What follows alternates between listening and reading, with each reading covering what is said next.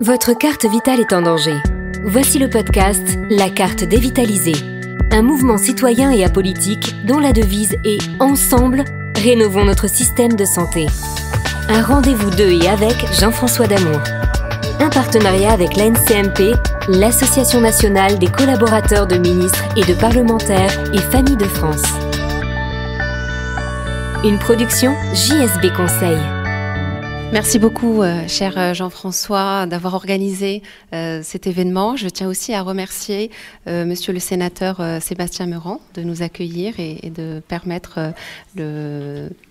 la faisabilité de cette table ronde ce soir. Mes chaleureux remerciements également à Monsieur Jean Studenska, également d'avoir œuvré pour l'organisation de cette table ronde. Alors la question majeure qui nous réunit ce soir, c'est la refondation du système de santé en France et quelles sont aujourd'hui les priorités et votre vision. Je m'adresserai maintenant à Frédéric Bizard. Frédéric, quelle est votre analyse, votre vision? Alors merci beaucoup d'être là malgré votre état de santé. Je sais que vous sortez d'un accident, vous êtes fatigué, donc merci d'être là. Quelle est votre analyse, votre vision et puis peut-être quelques pistes de réflexion et espoir de solution pour notre système de santé français? Carte dévitalisée, l'invité. Bien, merci à tous les organisateurs, sénateur Meurant, monsieur Damour. Bravo pour essayer de faire débattre sur un sujet qui n'intéresse pas nos politiques, qui intéresse les citoyens. Donc je pense qu'on ne perd pas notre temps, mais qui est un sujet extrêmement complexe puisque comme dans tous les pays, hein, on est à une histoire où il faut refonder le système. On est à la fin d'un système.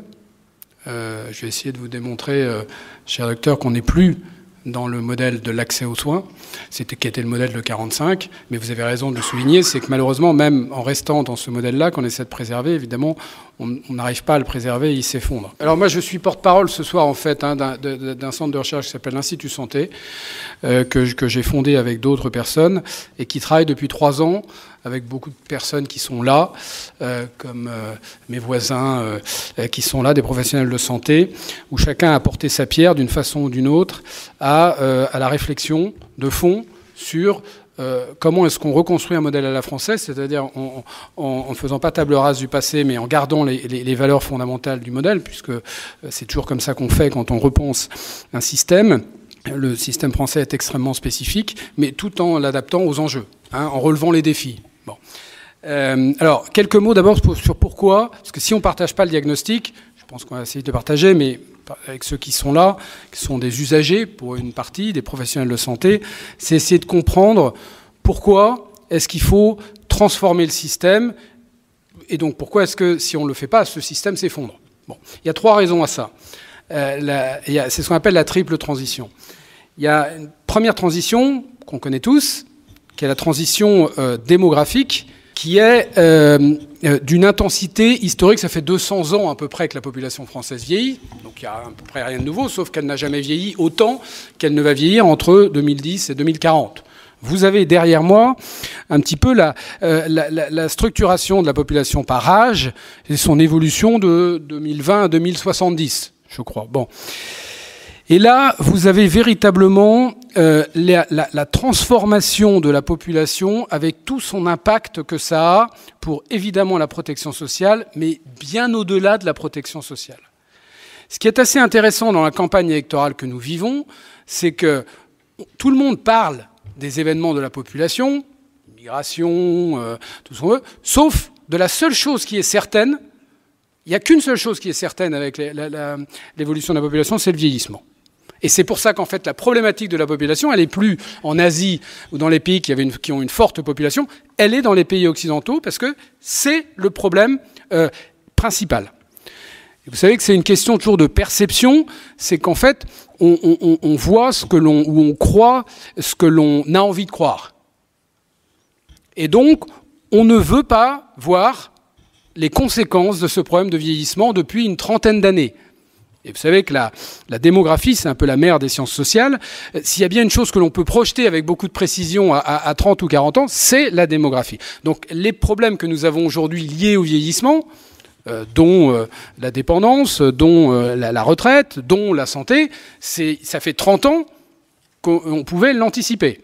Ça ne vous a pas échappé que ce quinquennat n'a traité ni la dépendance, ni, pas qu'il n'a pas essayé, mais il n'a pas réussi, ni les retraites, ni la santé. Bon. Alors, à la vitesse où ça va, c'est évident que ça montre, mais je pense que n'importe quel autre gouvernement aurait fait la même chose, parce qu'il faut être prêt. Hein. Et vous voyez que ce n'est pas sur la table, excepté quelques mesures paramétriques. Alors, qu'est-ce que ça change pour la santé ? Notre système de santé actuel, qui est un système de soins, qui n'est pas un système de santé, est basé sur, comme l'a dit le docteur avant moi, sur une stratégie d'accès aux soins. C'est-à-dire qu'on se préoccupe de la santé des individus lorsqu'ils sont malades. Et c'est ce qu'il faut faire quand vous créez un système de santé, c'est ce qu'on fait, moi je travaille pour des pays émergents, c'est ce qu'on fait. D'abord, il faut médicaliser les territoires. Donc il faut rendre accessibles les professionnels de santé à l'ensemble de la population. Et en effet, c'est la France qui a le mieux réussi ce défi-là. D'accord ? C'est probablement la France, grâce à ce système de CHU complété par le système d'exercice libéral, qui a le mieux à la fois associé une médecine d'excellence et une médecine accessible. D'où ce trophée de premier système du monde, le premier système de soins. J'avais dit à ce moment-là, j'étais aux États-Unis, que c'était le chant du cygne, parce que c'était la gloire du passé, mais que ça ne pouvait pas répondre aux besoins du futur. Bon, évidemment, c'est pas une question d'avoir tort ou d'avoir raison, mais c'est une question d'essayer de convaincre. Et de toute façon, en santé, il y a une règle, c'est que vous ne pouvez convaincre personne, parce que c'est beaucoup trop compliqué. D'accord ? Donc il faut que le système soit par terre, s'effondre. C'est vrai dans tous les pays. Bon. Alors, donc, cette stratégie d'accès aux soins dans une population qui vieillit est vouée à l'échec. Si vous ne vous occupez de la santé des personnes que lorsque la maladie arrive, c'est-à-dire que lorsque le risque qu'est la maladie s'exprime, c'est trop tard. Vous ne pouvez plus maîtriser le système. Vous ne pouvez plus maîtriser les dépenses et vous ne pouvez plus garantir l'accès aux soins à tous. Parce que je rappelle qu'il n'y a aucune pénurie de professionnels de santé en France, il y a simplement des professionnels de santé qui ne veulent plus exercer dans les lieux de soins. Il y a plus de 150 000 infirmiers et infirmières qui sont en âge de travailler, qui ont le diplôme, mais qui ne travaillent pas. Bon, ce n'est pas quelques milliers, on estime 150 à 200 000. 25% des médecins qui sont formés aujourd'hui ne vont pas dans le soin. Bon. Donc là aussi, on voit ce que l'on a envie de voir. On voit ce qui est plaisant de voir, c'est-à-dire de dire on manque de ressources. Puisqu'en général, quand on ne sait pas, quand on ne comprend pas le problème, on dit on a un problème de ressources. C'est tout sauf un problème de ressources, la santé. On n'a jamais eu autant de ressources financières, humaines, de technologie. On est dans des révolutions technologiques qui sont absolument hallucinantes. Là aussi, il faut prendre juste conscience, je suis dans le diagnostic, hein, de l'écart entre la richesse des ressources et l'état du système. Mais vous pouvez interroger tous les sachants du système, ils vous parleront pendant des heures des problèmes de ressources. Ben non, ce n'est pas un problème de ressources. Donc, la nouvelle stratégie qu'il faut, c'est-à-dire que l'impact démographique change la stratégie de tout le système. D'une stratégie, c'est quoi une stratégie de santé ? C'est une stratégie de gestion de risque. Il faut savoir qu'un système de santé, c'est un système de gestion de risque, comme tous les systèmes sociaux. Donc, il faut regarder comment je gère ce risque. Eh bien, ce risque, je ne peux plus le gérer en attendant qu'il s'exprime. Je dois le gérer le plus tôt possible, en amont, par anticipation. Et je dois tout faire pour que ce risque ne s'exprime pas. C'est la même chose pour le chômage. On a compris depuis 4-5 ans qu'il ne fallait pas attendre que les gens soient au chômage, qu'il fallait faire de la prévention. Et comment on fait de la prévention pour ne pas être au chômage ? On investit sur les compétences, on forme les gens. D'accord ? C'est la même chose en santé. Il faut former les gens en santé. D'accord ? Pour qu'ils conservent leur capital santé le plus longtemps possible. Vous voyez, je n'utilise pas le mot prévention, parce que c'est bien au-delà de la prévention. C'est une stratégie. Bon. Donc, le phénomène démographique explique que le système de 45, qui a été développé dans tous les pays développés, n'est plus viable aujourd'hui. D'accord ? La deuxième transition, c'est la transition, ce qu'on appelle épidémiologique. C'est une transition où, en fait, le risque, qui est encore une fois la maladie pour la santé, en fait, se transforme, est transformé. Comment il se transforme ? Il se transforme par un allongement considérable de la durée de ce risque. Okay ? C'est vrai pour tous les risques sociaux. Le chômage, on était au chômage quelques semaines il y a 30-40 ans, on est maintenant 1,5 million de Français sont au chômage depuis 2 ans. D'accord ? Avant, on était malade principalement de pathologies aiguës, on est malade de pathologies chroniques, pour des bonnes et des mauvaises raisons. Grâce au progrès médical, on peut vivre pendant des années avec sa pathologie. Sauf que, en fait, on vit avec une pathologie et on meurt de sa pathologie, mais on vit des années. Hein, il y a encore relativement peu de pathologies, malheureusement, où on en guérit, même si des pathologies très, très graves comme le cancer, heureusement, il y a plus de 50% maintenant de Français qui s'en sortent. Bon, donc l'allongement de la durée du risque change aussi la façon avec laquelle on va gérer ce risque. Le système de 45, c'est un système qui se substitue aux individus dans la gestion de ce risque. C'est un système qui dit « Ne t'inquiète pas pour ta santé, j'ai mis des professionnels de santé qui vont prendre en charge ta santé. » Donc c'est pas ta responsabilité. D'accord ? C'est la même chose pour la retraite, c'est la même chose, encore une fois, pour le travail. Je prends volontairement des choses pour comprendre que la santé s'inscrit dans un modèle social. Bon. Eh bien, quand le risque est long, c'est-à-dire quand les individus, vous allez vivre pendant des années, il faut non pas investir simplement dans le système, dans l'offre, mais il faut investir dans vos capacités individuelles. C'est-à-dire, d'où le titre d'autonomie solidaire, qu'il faut bien comprendre la notion d'autonomie, c'est il faut vous rendre capable, d'abord capable de gérer votre capital santé avant que la maladie s'exprime le mieux possible, parce que contrairement à ce qu'on pense, il n'y a rien d'inné dans la santé, on ne naît pas sachant pour gérer sa santé, on est ignorant en tout, mais notamment en santé. D'accord ? Et que pour une majorité d'individus, rester en bonne santé, c'est une ascèse. Rester en bonne santé, c'est un effort colossal. Parce que l'être humain est fait comme il est fait. Il y en a pour qui ce n'est pas un effort, mais une majorité des gens, c'est un effort.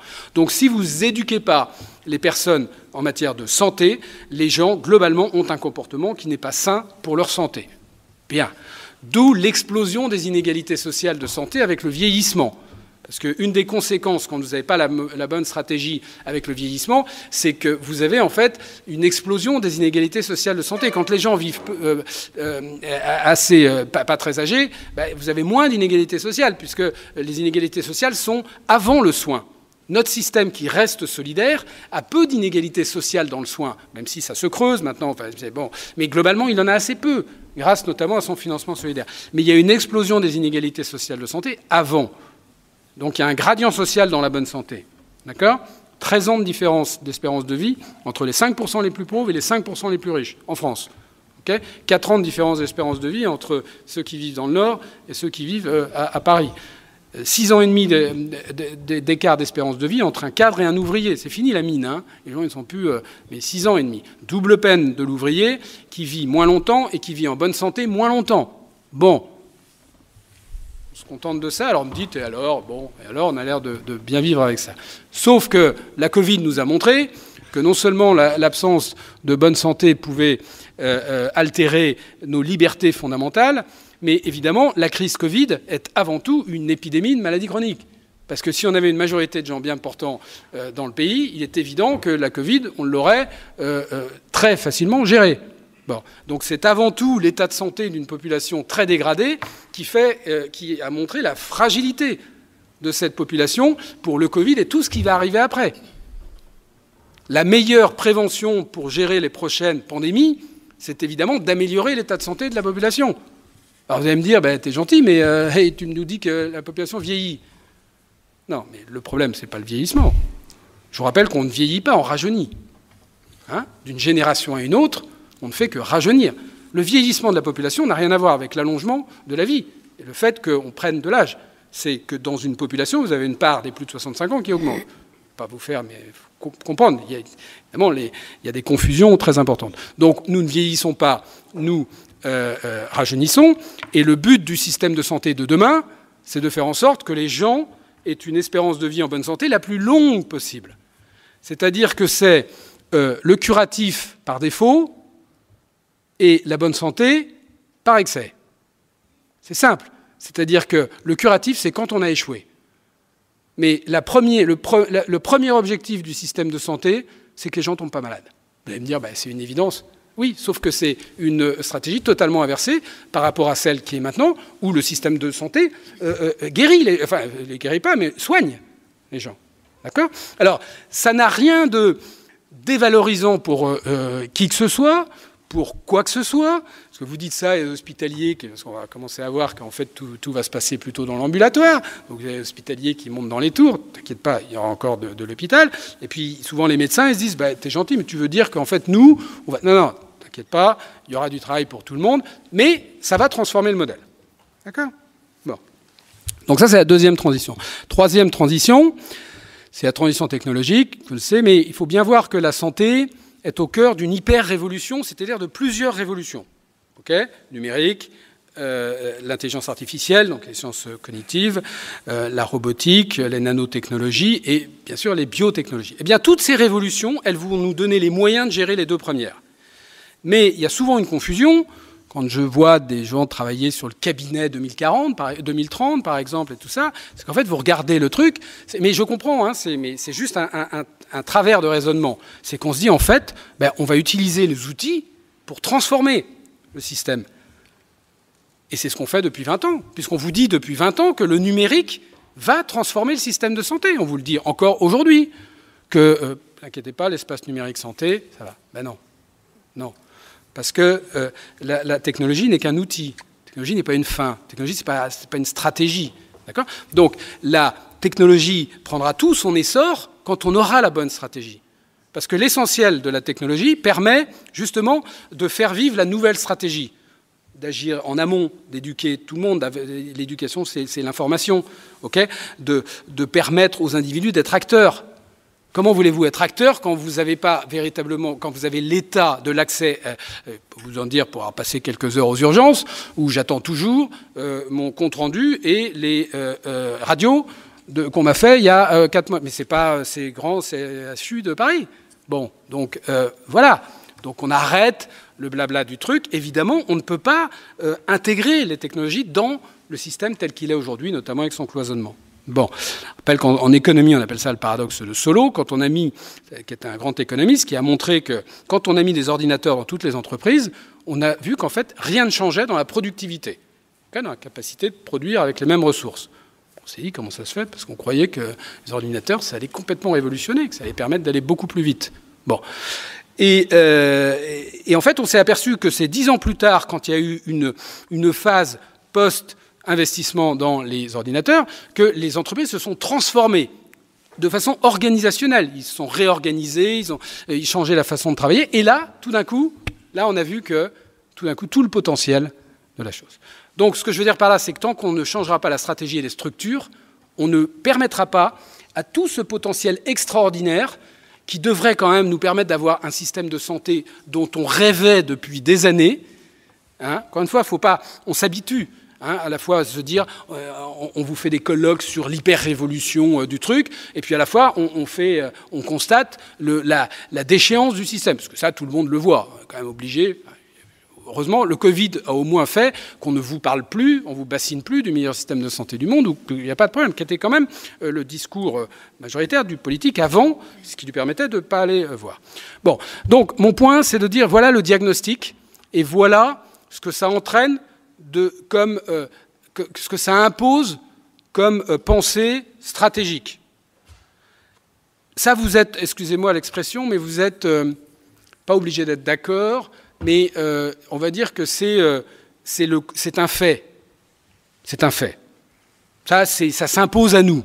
Et quand on travaille sur l'exercice d'un nouveau modèle, il faut quand même voir un diagnostic qui est fait et le comprendre. Hein, je suis entouré de médecins. Si vous n'avez pas le bon diagnostic et si vous n'êtes pas sûr de votre diagnostic, vous n'allez pas plus loin.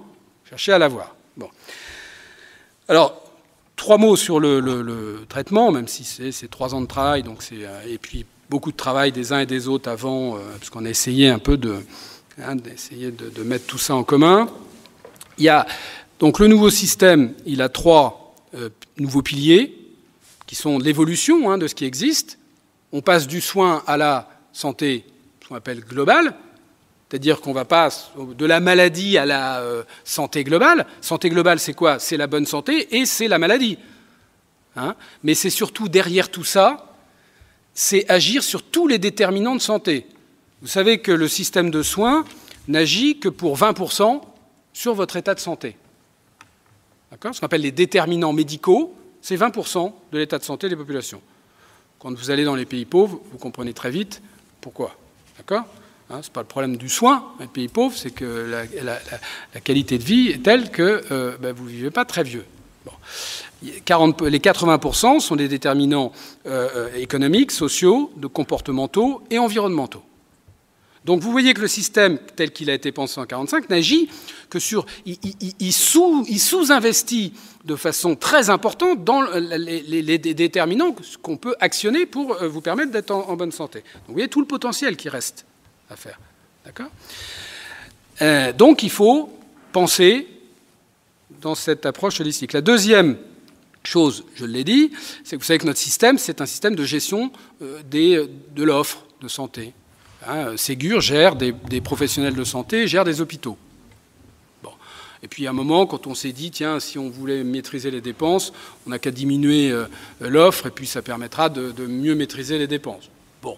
Mais vous savez, c'est une responsabilité collective tout ça. Hein. Il ne faut pas penser que certains économistes ont défendu ça avec ce qu'on appelle la demande induite, qui est quelque chose d'ultra marginal, mais où ils en ont fait des tonnes.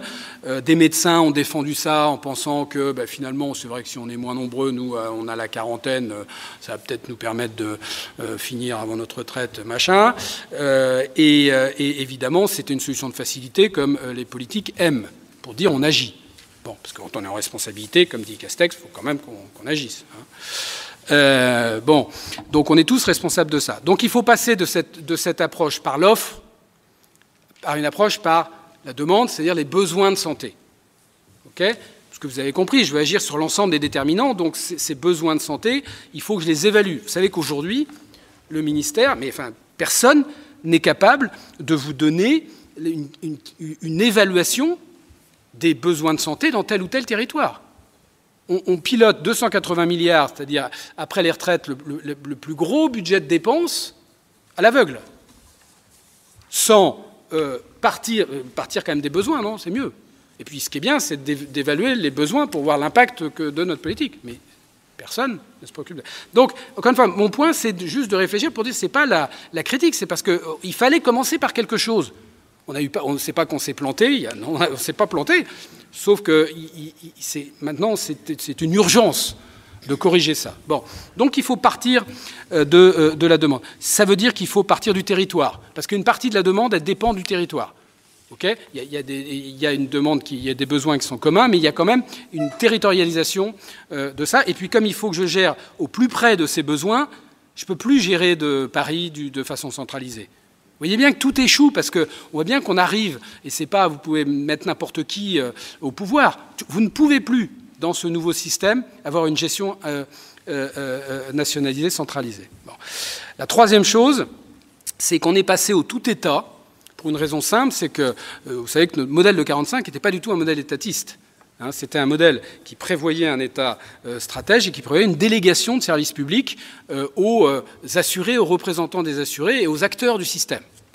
Donc c'est un système très avant-gardiste sur le plan de la gouvernance. Okay ? Mais tout ça, ça a vite volé en éclats. Une fois que l'État a dit c'est gentil, mais vu le niveau des dépenses, il y a eu pas mal de travaux qui ont essayé de montrer pourquoi on ne maîtrisait pas les dépenses, et je pense que c'est le péché originel de ces 25 dernières années, c'est qu'on est arrivé à la conclusion, des gens comme Raymond Soubi et tout ça, se sont dit, on a trouvé la solution, c'est en fait, il y a trop de liberté dans le système, d'accord ? Donc il faut que l'État reprenne les rênes du système et administre le système, c'est-à-dire contrôle davantage les acteurs, soignants et soignés. Et donc on est parti dans un rouleau compresseur où on arrive à la fin de ce parcours du rouleau compresseur où l'État aujourd'hui a absolument les commandes sur tout, mais y compris sur un plan microéconomique, dans des hôpitaux, dans des territoires. Hein, on a habillé ça pour dire non, il y a encore une sécu qui n'est plus du tout autonome. Non, mais il y a encore de la démocratie sanitaire et sociale, mais où les gens sont là pour habiller la chose. Mais il n'y en a qu'un seul qui a le pouvoir, c'est l'État. Qu'un seul. D'accord ? Y compris, encore une fois, à l'hôpital, où on a dit « je ne veux pas de contre-pouvoir, je veux que l'administratif ». D'accord ? Donc, nous n'avons pas les bonnes personnes qui pilotent le système. Et il y a des administratifs qui sont indispensables et qui sont remarquables, ce n'est pas le problème. Mais ces gens-là ne sont pas compétents pour diriger le système. D'accord ? Comment voulez-vous que le système fonctionne ?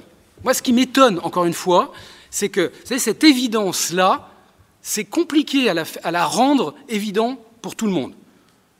Parce que, on va pas tout voir là, parce que je vois que c'était pas prévu sur la chose, mais donc ça veut dire qu'il faut repenser la gouvernance. Mais ça devrait être une évidence pour tous. Alors pas avec les gros trucs, on supprime les ARS, on supprime tout, et puis on met tout le pouvoir aux... Non, il faut un peu le penser, ce qu'on a fait. Mais ça, c'est quand même quelque chose d'important dans une entreprise, dans une association, quand ce n'est pas les bonnes personnes qui pilotent, ça ne marche pas. Donc ce système, il ne peut pas marcher. D'accord ? L'État ne joue pas son rôle de stratège, de visionnaire, puisque vous savez que les dépenses sont gérées... Bon, je ne vais pas aller dans le truc. Donc voilà, ça, c'est les trois choses. Il faut recréer une démocratie sanitaire et sociale. OK ? En fait, c'est un problème éminemment démocratique, de repenser la gouvernance. Démocratie représentative, que doit faire l'État ? Démocratie participative, comment on rend les acteurs acteurs et qui pilotent le système ? C'est beaucoup plus compliqué que ça en a l'air, croyez-moi. Mais ça, c'est essentiel. Donc, ça se traduit en 2 minutes par 3 réformes structurelles. Il y a évidemment plein de choses, mais organisationnelles, de gouvernance, qui a le pouvoir dans le nouveau système, qui fait quoi organisationnel dans le système, comment on organise un peu les acteurs, qui a le pouvoir dans le nouveau système, qui a le pouvoir sur qui, hein, et le financement. OK ? Comment je repense ce système ? Bon. En 2 mots, l'organisation aujourd'hui est centrée sur l'hôpital. Quand je dis est centrée sur l'hôpital, c'est-à-dire que pour les pouvoirs publics, pour l'État, il existe une seule structure, c'est l'hôpital. Vous savez que le seul service public, c'est-à-dire le service qui est censé vous rendre accès aux services principaux de santé, c'est le service public hospitalier, créé en 1970 après, mais qui repose sur les ordonnances Debré de 1958. C'est pour ça qu'au début de la crise sanitaire, les pouvoirs publics, ils auraient tous fait ça, se sont dit, bon, bah alors, qu'est-ce qu'on a pour gérer une crise sanitaire ? Bah, on a des hôpitaux publics. Donc on va en prendre 12 référents et tout. Puis tout ça a été vite saturé par le truc. On s'est dit, alors qu'est-ce qui existe d'autre ? Non mais faut comprendre comment parce que c'est ce qui s'est passé. Hein ? Bon. Donc les ARS, on leur a pas dit qu'il y avait autre chose. Bon. Donc, mais c'est comme ça que... Attends, juste, je finis en 3 ans. Après, je t'assure, je m'en vais, je vous laisse... non, mais il faut rester. Non, mais parce que mais juste au bout, parce que... la chose. Donc, de ce service public hospitalier, on passe à un service public territorial de santé. OK ? C'est-à-dire un service public qui englobe l'ensemble des acteurs. Je vous ai expliqué pourquoi il fallait territorialiser. Et juste un mot sur... Parce que là, vous allez avoir des libéraux, pas mal sur la chose. Et ça nécessite un peu de pédagogie, qu'on ne va pas faire ce soir, mais parce qu'il faut d'abord faire accepter aux hospitaliers qui ne sont plus le centre du monde. Et il faut faire accepter aux libéraux qui vont s'inscrire dans un système plus structuré.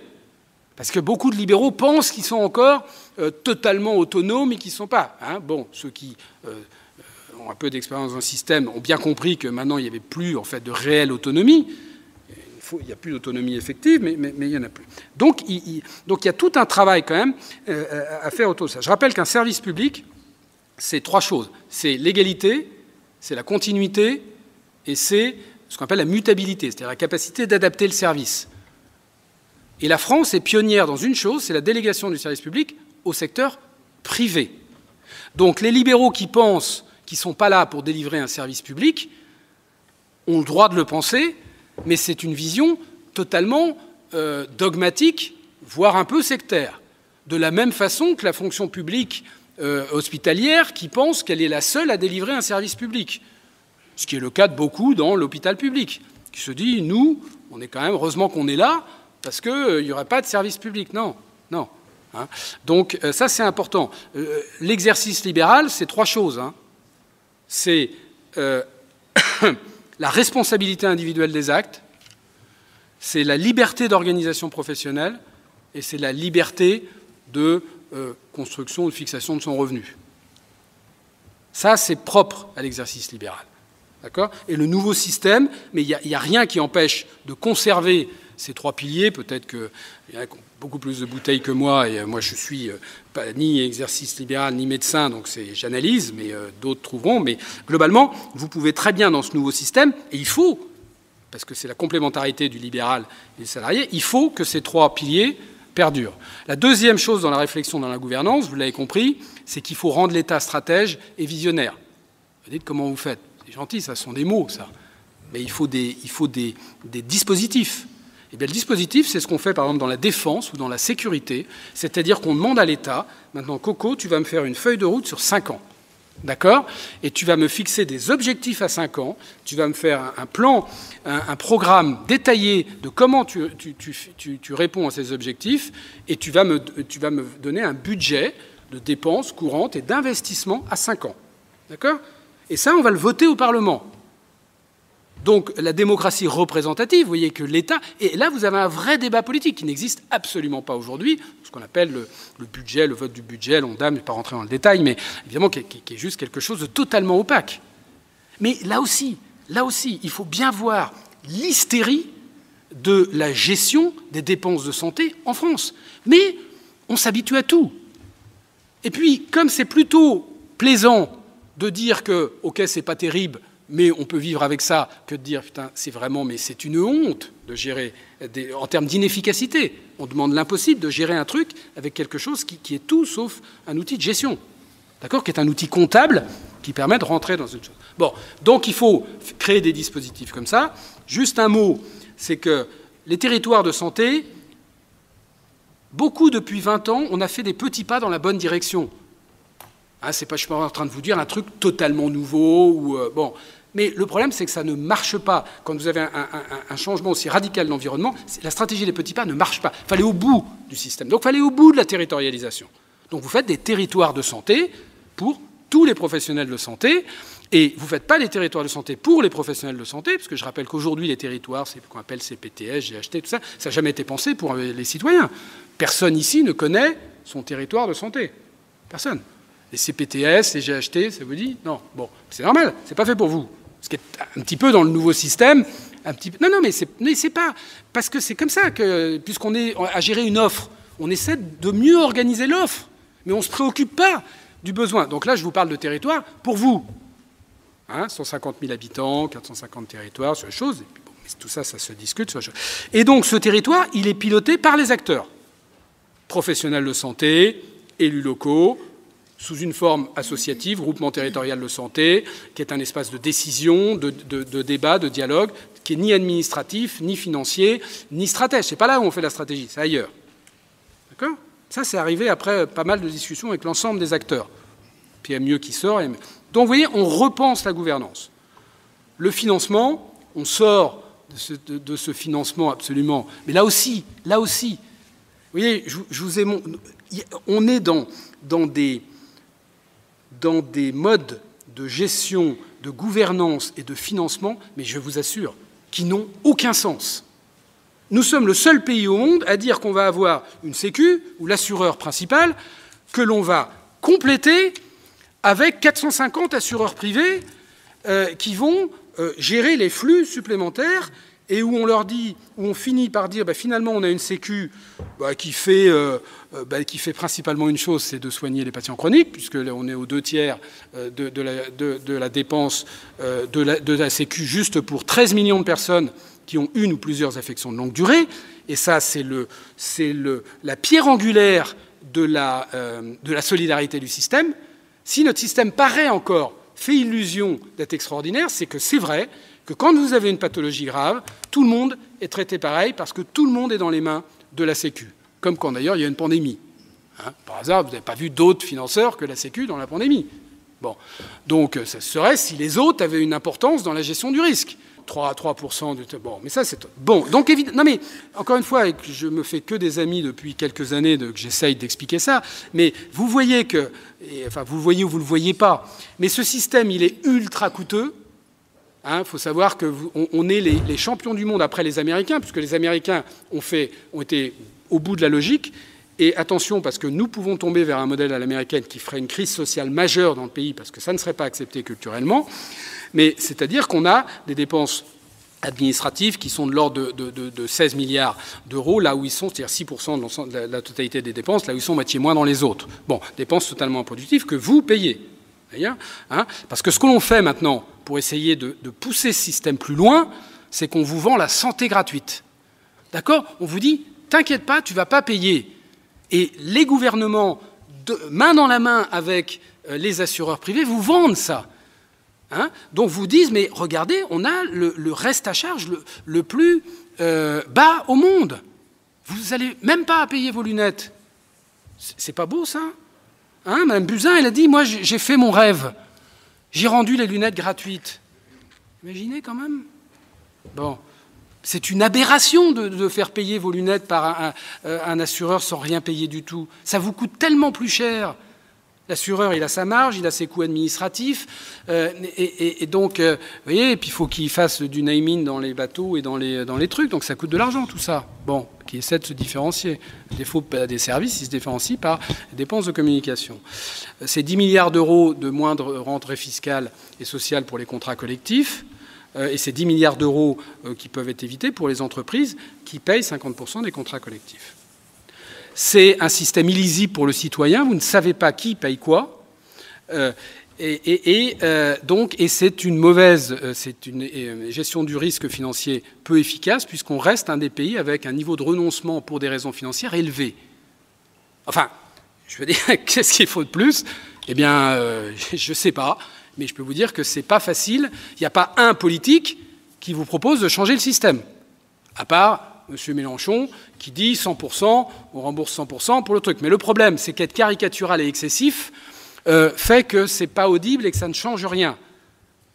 Mais vous voyez bien qu'il n'y a pas un seul débat là-dessus. Alors, ok, c'est peut-être compliqué, mais putain, si on veut diriger ce pays, il faut au moins le comprendre. Donc il faut passer à un seul financeur par prestation. Et ce financeur, si on ne veut pas un modèle à l'américaine, ça peut être que la Sécu. Et que les assureurs privés sont en supplément, c'est-à-dire sur certains paniers de soins, vous les mettez en assurant supplémentaire. Parce que, là aussi, dire qu'on va les écraser, mais sous un modèle mutualiste. C'est-à-dire sur un modèle d'affiliation individuelle et avec une vraie mutualisation sur l'ensemble de la population. Okay? Il y aura toujours un modèle assurantiel pur et dur à la marge du système pour ceux qui veulent aller accoucher ou aller se faire opérer avec 20 cm de moquette. Ce n'est pas le problème, ça. Il y a un pays libre, mais c'est à la marge du système. D'accord? Le financement, c'est les modes de paiement. Comment on paye les acteurs? Là, c'est un peu moins hystérisant que ça l'a été, mais on a à peu près fait aussi tout et n'importe quoi avec ça.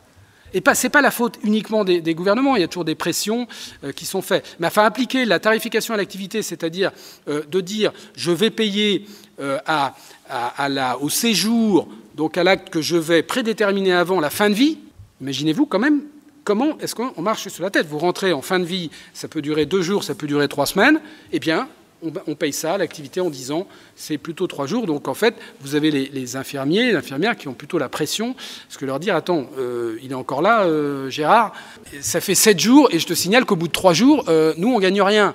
Donc on ne peut pas le ressortir et le re-rentrer, ou on ne peut pas. Bon, voilà, donc vous voyez comment. Non mais, et voilà, et ça, on ne change rien. Bon. Donc il faut une pluralité de modes de paiement qui permettent d'améliorer les revenus. Parce que les médecins sont souvent, ils ont l'impression, ils sont mal payés à l'acte, parce que l'acte est dévalorisé. Enfin, les 25 € aussi, ça choque pas grand monde. Pas grand monde. 25 €, c'est 12 € dans la main de votre médecin généraliste, hein, après les charges. Vous connaissez aujourd'hui un corps de métier qui accepte de... Bon, et même sans les professions. Mais on vit avec. On vit avec. Vous voyez aussi comme quoi accepter des choses qui finalement nous plaisent. Et pourquoi on vit avec? C'est que c'est quand même plus facile et plus plaisant que de se dire ah ouais mais t'es gentil, comment on change? Parce que là en effet ça demande un peu de travail. Donc il faut diversifier les modes de paiement parce que vous ne payez pas tous les types d'actes de la même façon. Voilà un petit peu quelques mots, parce que désolé ça peut être un peu décousu, mais j'espère vous avoir convaincu de 2 choses. C'est que 1, il faut qu'on partage un diagnostic qui était prévisible déjà depuis plusieurs années, mais pour lequel il y a des vraies solutions qui nous tendent les bras et pour lesquelles il faut trouver un consensus. C'est pour ça que nous, sur la centaine de personnes sur l'Institut Santé, vous avez des gens qui sont de gauche, de droite, qui sont des statuts fonction publique, qui sont dans des syndicats très radicaux dans la fonction publique, puis on a des syndicats qui sont plutôt radicaux dans le libéral et tout, et on essaie de trouver des points d'équilibre. parce que vous ne le faites pas au forceps. Parce que le futur système de santé, qui devrait être une évidence dans sa conception, c'est pour 50, 70 ans. Donc il faut un consensus comme en 45. Consensus, c'est CNR, qui a travaillé. Puis après, consensus des communistes aux gaullistes. Donc il faut le trouver. Merci. Merci beaucoup. Merci beaucoup Frédéric pour cette analyse et ces nombreuses propositions d'amélioration. Ce diagnostic qui rappelle la place du politique et qui revient souvent. Alors nous avons la chance d'avoir autour de cette table ronde Monsieur le sénateur Sébastien Meurant. Merci. Quelle est votre vision politique? Vous êtes engagé depuis pas mal de temps en santé. On a eu l'occasion également, dans le cadre des travaux de l'Institut Santé, de vous accueillir et d'échanger avec vous. Quelle est aujourd'hui votre analyse et votre vision? Alors, je vais être très court parce que moi, je suis un sénateur en commission des finances et je m'intéresse à la santé avant tout comme citoyen engagé, sénateur engagé, parce qu'il est le plus important, et j'y hiérarchise. Et évidemment, la santé, ça paraît quand même le bien le plus précieux de l'individu et de la personne. Et j'avais évidemment, lors de la lecture de ton ouvrage, souligné la mère des réformes et sans aucun doute, dans le domaine de la santé comme dans le reste, la gouvernance et de l'ensemble du système. Qui gouverne quoi? Qui a le pouvoir sur qui? Pour toute organisation, la qualité de la gouvernance est la clé de voûte du succès. Pour la santé comme pour tout le reste. Et le problème est qu'en France, l'État stratège qui définit un objectif, qui effectivement met autour de la table, qui essaye de parler de l'esprit du CNR, eh bien, ça fait quelques années qu'on l'a perdu. Et moi, je fais le constat, c'est que comment ça a pu se dégrader à ce point aussi rapidement, et comment, lorsqu'on avait des systèmes qui avaient été pensés, et je pense à l'EPRUS, qui était amené à... Donc l'établissement qui devait préparer, répondre à une situation de crise. Et cette EPRUS, il avait été pensé, mis en place en 2007, et il a été supprimé en 2016. Et il aurait été bien utile, cet établissement, pour prévoir le nombre de masques, de seringues, de vaccins, etc. Comment l'État, comment l'administration peut détruire ce qui a été pensé intelligemment. Là, ce qui est le pire pour un politique, c'est de se dire qu'il n'y a pas de sanction. Il n'y a pas de sanction, même politique. Puisqu'aujourd'hui, ceux qui sont à la tête, et je me permettrai, je peux, de donner des noms, ont été dans le cabinet, les Véran, je crois qu'il y avait 6, je ne vais pas citer de nom, il y avait 5 ou 6. Je peux citer Salomon, Véran, de Normandie, et d'autres. Ont été à la tête dans ce cabinet de Madame Touraine, qui ont détruit cet établissement. Donc et là, aujourd'hui, eh bien, on continue, et c'est ça la question qui m'interroge le plus, c'est comment on peut continuer, c'est absurde. On a cassé ce qui fonctionnait, et on n'a pas le recul suffisant pour au moins changer ceux qui ont échoué. Voilà. Mais je suis, moi, persuadé, effectivement, que de travailler sur alors ça demande du temps, mais sur la demande et sur la territorialisation. Et moi, je voulais demander, parce qu'en sortant tout à l'heure dans la rue, quelqu'un m'a demandé si je connaissais pas un médecin qui recherchait des patients. Et l'accès aux soins, tu commençais par ça. Aujourd'hui, là, tout à l'heure, en venant, quelqu'un m'a demandé si je connaissais pas un médecin qui recherchait des patients, parce que les médecins aussi refusent des patients maintenant.